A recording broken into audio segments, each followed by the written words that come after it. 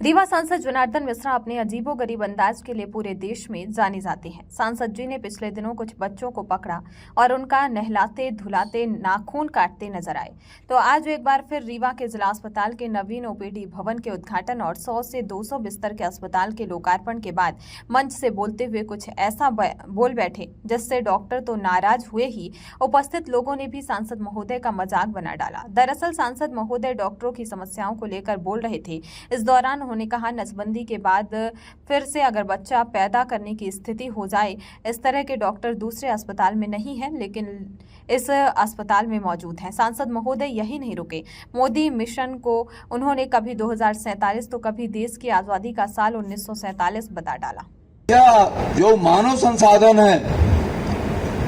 ओखा तैयार करे में बहुत कठिनाई होती, और यहाँ पर्याप्त डॉक्टर, पर्याप्त नर्स, पर्याप्त वार्ड बॉय,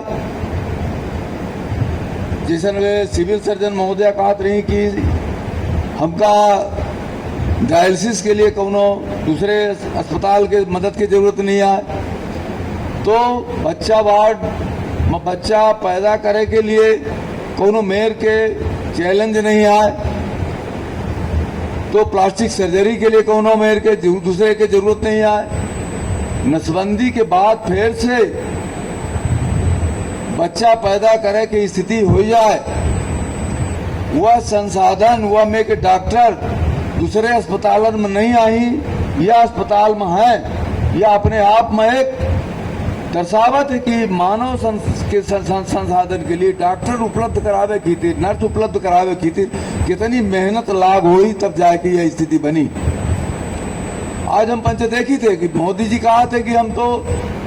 दूने तीगुने मेडिकल अस्पताल संख्या बढ़ाएंगे, 2047 तक डॉक्टरों का अनुपात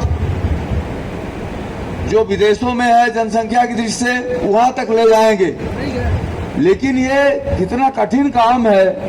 डॉक्टर तैयार करना, पैसा वो दे रहे हैं। आयुष्मान भारत के तहत 5 लाख रुपए हर आदमी के करीब की दवाई हो रही है, अस्पतालों का आधुनिकीकरण हो रहा है, नई नई मशीनें आ रही हैं, लेकिन डॉक्टर तैयार करना कितना कठिन काम है। और जब मोदी जी ने संकल्प लिया कि हम 1947 तक जो यूरोप की और अमेरिका के डॉक्टरों की और मरीजों की स्थिति है वही हिंदुस्तान में ले आकर के खड़ा करेंगे, ये अपने आप में एक बहुत बड़ा संकल्प है। और इसके लिए मैं समझता हूं कि मध्य प्रदेश का स्वास्थ्य विभाग आदरणीय राजेंद्र जी शुक्ला जी के नेतृत्व में उस काम को आगे बढ़ा करके कर रहा है। नए नए मेडिकल कॉलेज खुल रहे हैं,